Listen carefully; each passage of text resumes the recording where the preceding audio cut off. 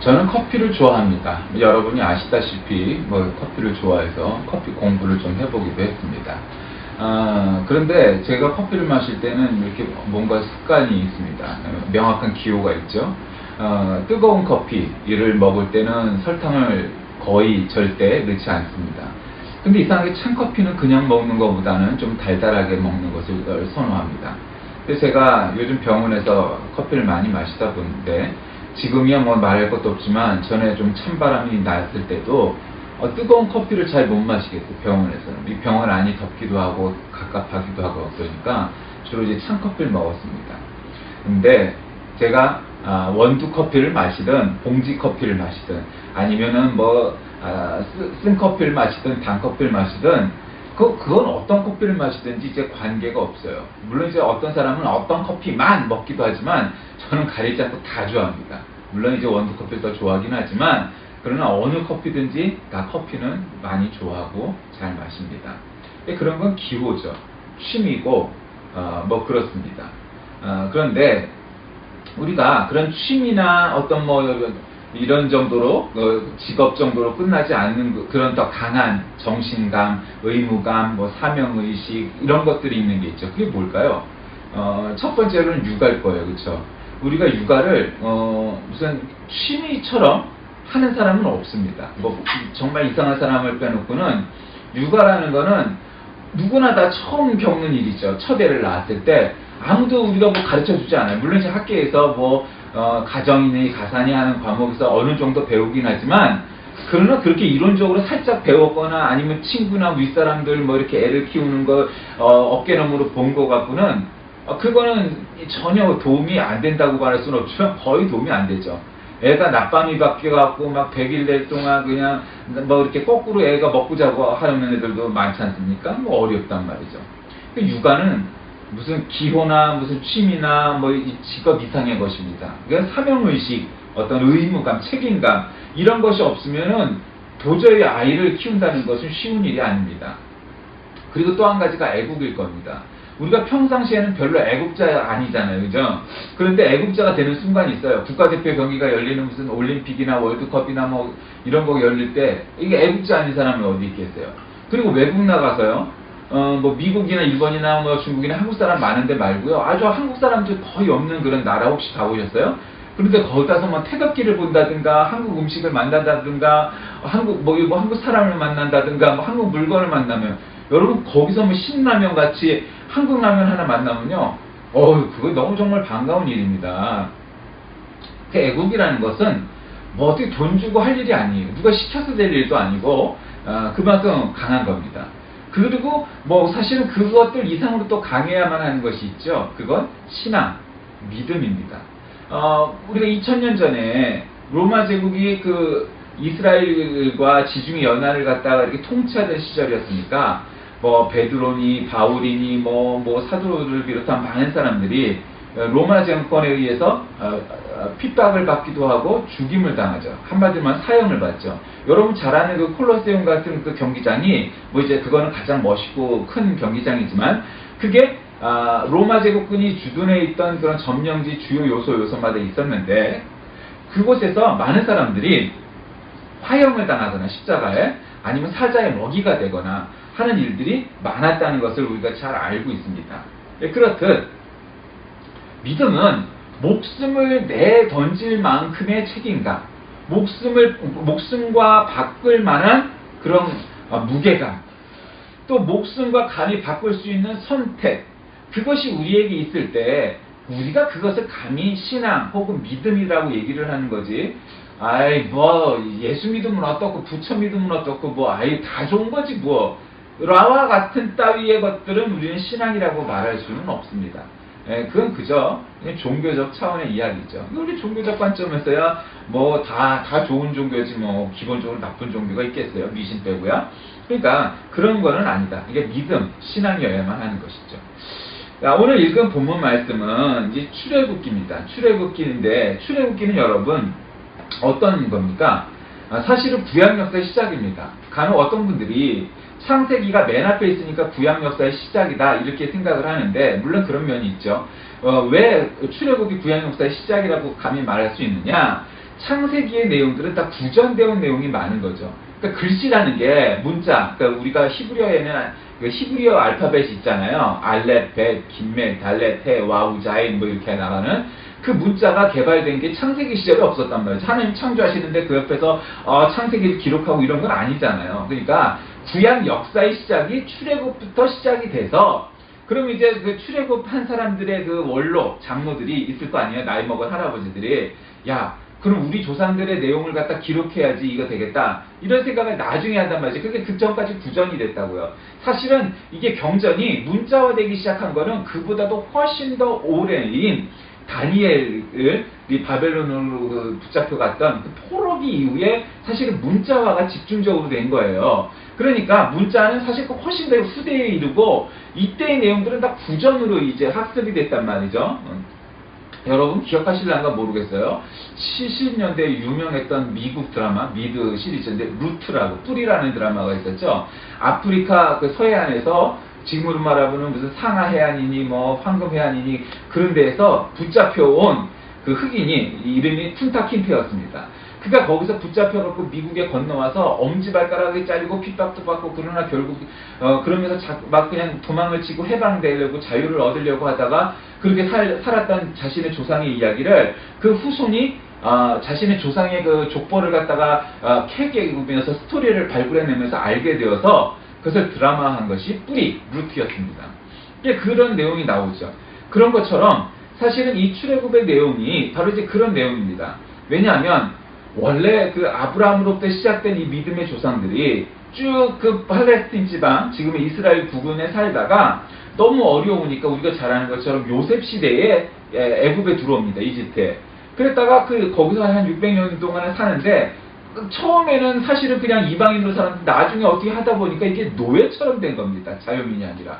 그러다가 하나님이 야 내가 모세를 시켜서 너희를 해방시켜줄게 하고 끌고 나와서 이제 너희들을 가나안으로 인도할게. 그랬더니 이 사람들이 히브리 민족이 하나님을 잘 믿었으면 괜찮았을 텐데 어떻게 믿죠? 뭐 조금만 지나면 기적 한번 바라보고 기적이 안 나타날 것 같으면 야 우리 금송아지 만들자, 야 우리 노뱀 만들자 뭐 이런 식이었다는 거죠. 우상을 만들고 불신앙을 저질렀던 거예요. 그러니까 시내 혹은 호렙산이 다 똑같은 산입니다. 같은 산이에요. 그러니까 원래 시내라는 말이나 호렙이라는 말도 뜻도 비슷해요. 호렙이라는 말은 원래 비쩍 말라 비틀어진 뭐 이런 뜻이거든요. 그러니까 시내 산, 시내 광야 이거 요즘 말로 말하면 시나이 광야, 뭐 시나이 사막, 시나이 반도 이런 데인데, 그러니까 우리가 흔히 얘기하는 여러분 아프리카에서 이 아시아로 들어오는 길목에 아라비아 반도가 있잖아요. 거기 아라비아 반도의 그 서쪽쯤 되는 데가 시내 사막 혹은 시나이 사막이란 말이에요. 그러니까 사실 어떻게 보면 넓지만 또 어떻게 보면 넓지 않은 그 지역을 40년 동안 헤매고 다니는 거예요. 그러니까 참 이 사람들은 원래 유목민족이니까 방향을 찾는데 귀지였을 거라고요. 우리하고는 달랐을 거란 말이에요. 우리는 농경민족이니까 별로 그런 게 이렇게 눈이 트이지 않은 사람들이지만 그런 사람들은 맨날 낙타 타고 어디를 건너가야 되고 사막을 지나야 되는 사람들이니까 방향을 못 잡았을 리가 없을 텐데도 불구하고 그 사람들이 그 똑같은 사막을 40년 동안이나 헤매다가 결국 40년 만에 가나안 즉 팔레스틴 지금 이스라엘 땅으로 입성하게 되는 것이 출애굽기의 주요 내용이지 않습니까? 그런데 문제는 오늘 출애굽기의 19장쯤 되는 거예요. 이게 이제 애굽 땅을 떠난 지 3개월이 됐으니까 기간으로 보면 초입이에요. 근데 여러분 우리가 공부를 하든 직장을 다니든 군대를 가든 어떻게 하든 한 100일까지가 견디기가 어렵죠. 그렇죠? 100일을 지나면은 견딜만한 거예요. 그러니까 애들도 어렸을 때 태어났을 때 100일을 해주는 게 뭐예요? 그 이유예요.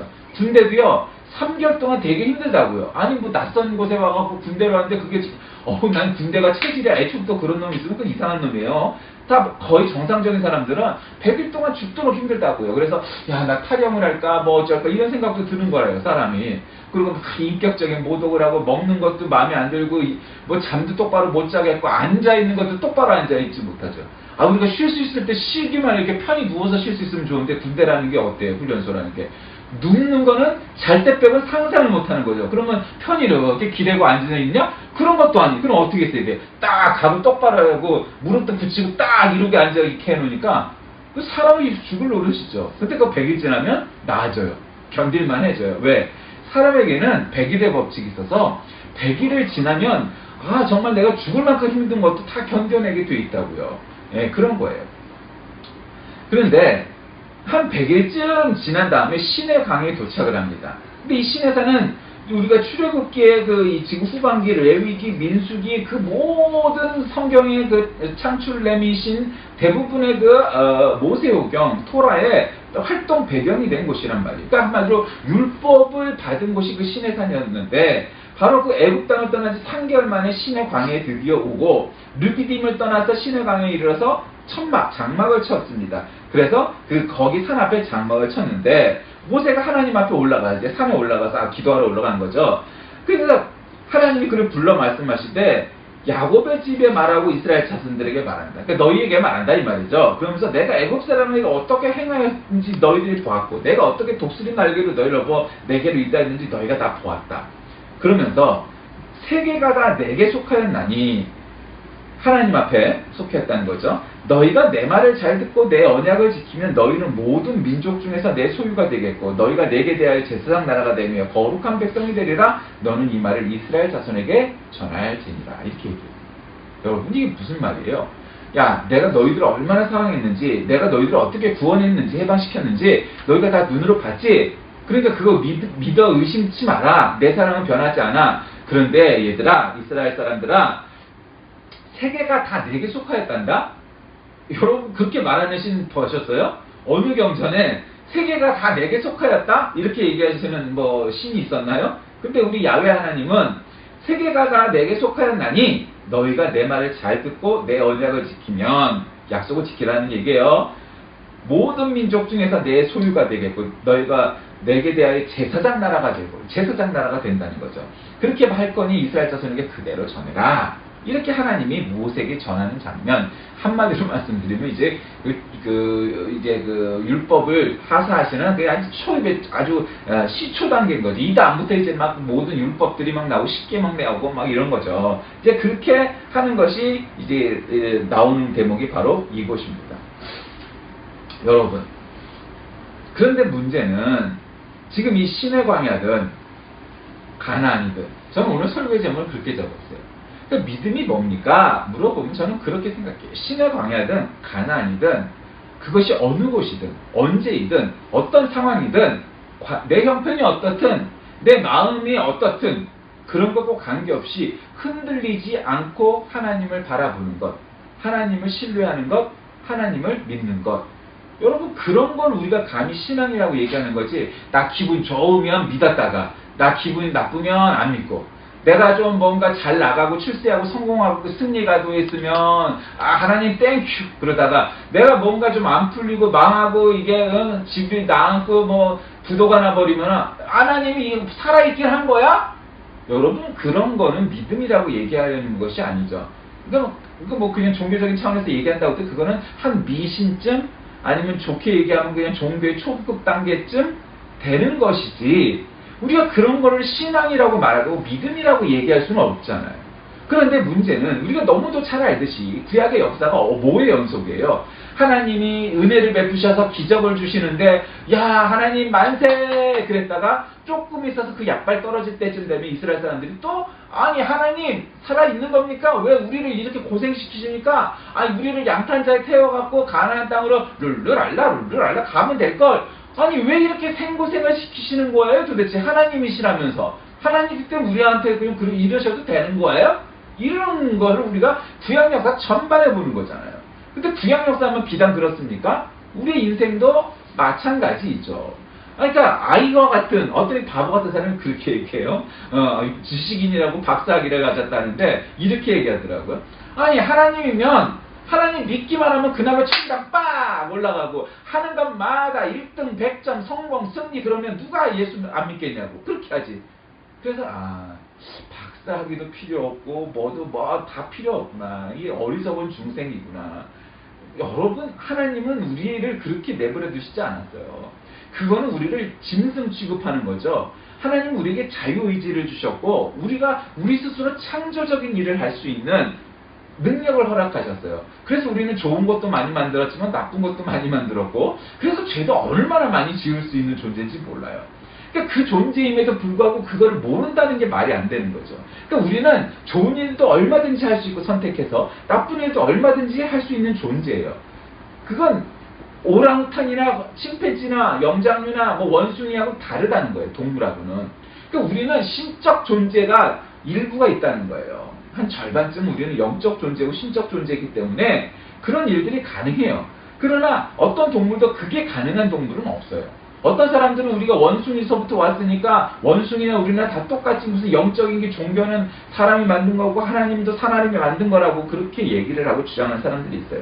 그렇게 가세요. 원숭이의 후손님, 원숭이 새끼 그렇게 가십시오. 우리는 하나님의 자녀이기 때문에 그렇게 안 갑니다. 원숭이 후손들은 지옥으로 가고 하나님의 자녀는 천국 가고 참 유치하죠. 저는 이런 말 별로 좋아하진 않지만 하도 이 세상에 어리석고 유치한 인종들이 많아갖고 너무 많아요. 할 말이 그쪽은 참 많지만 더 시간이 지난 다음에 얘기하고 어쨌든 신을 강요하든 가난이든 관계없는 것이 믿음인지 믿으시길 바랍니다. 여러분 지금 신의 강요에 계십니까? 가난에 입성하셨습니까? 아마 100명의 인생 중에 100명을 여기다가 데려다 놓고 자 여러분 신의 강요입니까? 가난입니까? 둘 중에 하나를 선택하라면 아마 한 99명쯤은 내가 지금 신의 강요에 있어요 라고 말할 거고 한 명쯤은 한 명도 아닐지도 몰라요. 그 한 명쯤은 저는 비로소 가난입니다. 이렇게 얘기하는 사람이 있을 듯 합니다. 여러분은 어떠십니까? 정말 신의 광야에 계십니까? 가난에 계십니까? 문제는 신앙이란 신의 광야에 처해 있던 가난이든 세계가 다 하나님께 속하였으니 하나님과의 언약을 우리가 지키고 하나님과의 약속을 잘 지키는 사람이 되면 우리가 제사장이 나라가 되고 거룩한 백성이 될 것이라는 것을 하나님이 약속하셨으니 이 말씀을 내가 믿겠다 라고 확신하고 살아가는 것이 믿음인 겁니다. 내가 지금 성공하고 승리하고 하는 일마다 잘 되고 이거 사업도 성공하고 공부도 잘 되고 우리 집안 식구도 다 건강하고 야 우리는 하나도 부족함이 없네. 우리 가정은 우리 집안은 예수 잘 믿어. 정말로 행복한 여러분 우리가 그런 걸 바란다면 그것은 믿음의 목적이 아니에요. 하나님은 우리를 이 땅에서 행복하게 하시려고 해주시려고 우리를 예수 믿고 하나님 믿는 그런 하나님의 자녀로 삼아주신 것이 아니에요. 그보다 더 위에 상이 되는 목적이 있단 말이에요. 그 목적이 뭐예요? 구원받는 거예요. 구원받은 사람들이 또 안 믿고 그래서 구원 못 받은 사람들을 구원받게 만들려고 하는 이런 아주 정치적인 군사적인 인간적인 용어로 표현하면 그런 목적들이 있단 말이에요. 그 이후에 우리가 해피하든지 이 문제는 그 차후의 문제라는 거죠. 사명 이후에. 근데 우리는 어떻게 생각해요? 우리의 사명, 우리의 목적 이거는 생각하지 않고 지금 내가 해피한가? 내가 가난인가? 내가 신의 광야인가? 늘 이것 먼저 생각하다 보니 정작 하나님이 우리를 구원하시려고 독생자까지 주셨던 그 목적, 그 비전, 그 미션 그것은 별로 관계하지 않은 채 오로지 나의 개인의 행복, 안위, 이런 것들, 희락, 기쁨 이런 것만 우리가 초점을 맞춰서 왜 예수를 믿는데 하나님은 나를 이렇게 내버려 두시는 거지? 그럼 하나님 입장에선 너는 하나님을 믿는다고 하면서 왜 내 목적을 동참하지 않고 그렇게 네 것만 갖고 그렇게 그러고 사니? 이렇게 말씀하시면 어떻게 하겠어요? 할 말이 없잖아요. 할 말이 없단 말이에요. 되게 그런 사람들이 하나님이 기뻐하시는 일은 잘 안 하고 오로지 나만 잘 먹고 잘 사는데 관심이 있다 이 말이죠. 그러니 그 인생이 얼마나 쪼잔하고 부족한 인생이에요. 저 행복하기를 바라는 것만 더라고 살고 있으니 차원이 다른 거죠. 정치도 그거보다는 위에 있어야 되는 거예요. 온 국민을 행복하고 배부르고 이렇게 만족시키기 위한 것이 정치란 말이죠. 그 수준보다 낫단 말이에요. 정치는 고사하고 우리 집안 혹은 우리 가정 그거보다 나만 행복하면 돼. 그래서 남이 상처받든지 말든지 맨날 지랄하고 나이 먹어도 그냥 지랄맞은 성격 못 버리고 그런 인생이 얼마나 많아요. 철딱선이었고 배워도 소용없고 맨날 남한테 상처 주고 그런 인생 많단 말이에요. 그런 사람은 평생 가도 철 안 나죠. 왜? 하나님을 모르는데 믿을 수가 없는데 맨날 지 잘난 맛에 사는데 그거 어떻게 하겠어요? 원숭이 후손으로 살겠다는데 안 되는 거죠. 그러니 하나님의 자녀는 신의 광야에 처해 있든 가난에 처해 있든 그런 것과 관계없이 하나님, 나는 내 환경은 보이지 않아요. 내 성공과 출세도 보이지 않아요. 나는 하나님만 보고 갈래요. 이렇게 아주 단순 무식하게 하나님을 믿는 게 참 좋아, 사실은. 이성적으로 따져도 결론은 그게 나오니까요. 그런데 어떤 인생은 그렇게 심플하게 가서 시골교회 권사님들 마냥 나는 몰라요, 예수님밖에 몰라요 이러고 찾아가든지, 집사는 지가 뭐 석사 박사니까 있고 인텔리고 똑똑한 척하니까 이성적으로 따지고 이건 철학적으로 있고 이건 사상적으로 이렇고 그렇게 막 따져도 결국 가는 건 돌아가서 결론은 똑같아요. 하나님인 거예요. 그러니까 쉽게 믿든지 돌아가든지 이건 관계없어요. 그건 여러분이 선택하시는 거예요. 그러나 다만 신앙의 본질은 내가 신의 광야에 속해 있든 가나안에 입성했든 관계없이 하나님을 믿는 것이 믿음인 것은 분명한 겁니다. 여러분은 어떠십니까? 내가 조금 성공하고 승리하니까 하나님이 계신 것 같고 내가 좀 실패하고 좌절하니까 하나님이 안 계신 것 같다고 여겼다면 그따위 것을 신앙이라는 이름으로 부르지 말기 바랍니다. 우린 그런 거를 믿음이라고 따지지도 않습니다. 믿음은 최소한 목숨 걸고 복음을 들고 들어와서 전하다가 순교를 당했던 사람들의 그 담대한 믿음, 그 정도는 돼야 그것도 믿음이라고 말을 하는 것이지, 뭔가 성전 건축을 하는데 건축 헌금을 1억을 했으니 나의 믿음이 얼마나 대단하리요, 이따위 것 갖고 믿음의 단계를 따지지 마십시오. 아니 100억도 아니고 무슨 그까지 1억을 헌금한 걸 갖고 헌금의 헌자를 따집니까? 다 마찬가지입니다. 여러분, 하나님 앞에 헌금을 하고 사람들을 돕는데 한 100억쯤 했으면 야, 저 사람은 뭔가 사랑의 마음이 있구나 뭐 이럴 수도 있을 거예요.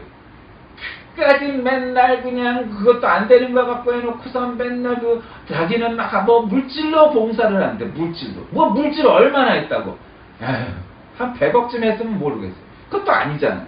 그럴 바에는 먼저 하나님 앞에 충성하기 위해서 아침 일찍 나와 벌레를 빨고 주차 봉사를 했던 사람들이 천국에서 상급이 더 큰 인물들임을 기억하시기 바랍니다. 자신의 가진 돈으로 돈 자랑할 생각하지 말고 밑바닥에서부터 섬기고 봉사하는 것이 믿음의 본질입니다. 그거 해보지 않은 사람은 결국 교회의 원리, 믿음의 원리를 모르기 때문입니다. 말씀을 정리합니다. 하나님과의 강림과 대화를 통해서 모세는 우리가 하나님의 제사장 된 거룩한 백성이다 하는 것을 약속을 보고 기억하게 됩니다. 그런데 문제는 그것을 백성들에게 전하자 어떤 결과가 생깁니까? 전에도 소용없는 일들이 계속 반복됐고, 모세는 그가 죽을 때까지 평생을 40년 동안이죠. 40년 동안 얘들아, 백성들아, 그러지 말아라. 하나님이 그것을 기뻐하지 않으신단다. 그리고 이렇게 해라, 저렇게 해라. 하나님 시키는 대로 그렇게 지시를 하고 지도를 했는데도 그 얘기 잘 안 들었어요. 왜 그러죠?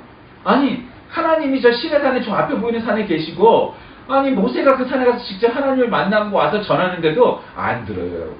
그럼 하나님이 직접 하늘에 딱 나타나서 백성들아, 내 말을 들어라. 그러면은 저희가 무섭습니다. 무릎 꿇고 그러고 그래서 잘 것 같죠. 에이, 천만의 말씀입니다. 사람이 얼마나 어리석은지 하나님을 직접 만나도 다음날, 그 다음날이 또 다르고요. 1년 뒤가 되면 그 별 의미 없게 돼요. 이제 그걸 얼마나 간직하느냐는 사람마다 차이 있죠. 그러니 그것은 믿음이 아닙니다. 그러니 우리의 믿음은 적어도 신의 광야이든 가나안이든 관계없이 하나님을 놓지 않고 붙잡고 꼭꼭 붙잡고 하나님만 바라보고 살아가는 믿음 돼야 그것쯤을 우리가 믿음이라고 말할 겁니다. 여러분은 지금 어디쯤 와 계십니까? 혹 아직도 애굽에 계십니까? 아니면 홍해를 건너는 중입니까? 아니면 신의 광야입니까? 아니면 이미 가나안 성지에 입성을 했습니까? 어느 곳에 놓여있든 변함없이 하나님만 바라보고 마치 별빛으로 방향을 정하듯 하나님을 바라보며 방향을 정하여 여러분의 인생의 여정이 오직 가나안으로 향할 수 있는 저와 여러분이 다 되시길 주의 이름으로 기도합니다. 살아계신 하나님, 오늘 본문을 통하여서 모세와 이스라엘 백성에게 내가 너의 하나님이 되고 너는 나의 약속을 지키면 너희는 제사장이 되고 거룩한 백성이 될 것이라 약속하셨음에도 불구하고 참으로 오랜 동안 이스라엘 백성 히브리 사람들은 그 약속을 지키지 않았음을 우리가 너무도 잘 압니다. 우리도 똑같은 사람임을 고백합니다. 하나님, 우리를 용서하시고 오직 하나님만 바라보고 일생을 걸어가는 우리 모두가 되게 인도하여 주옵소서. 예수님의 이름으로 간절히 기도드립니다. 아멘.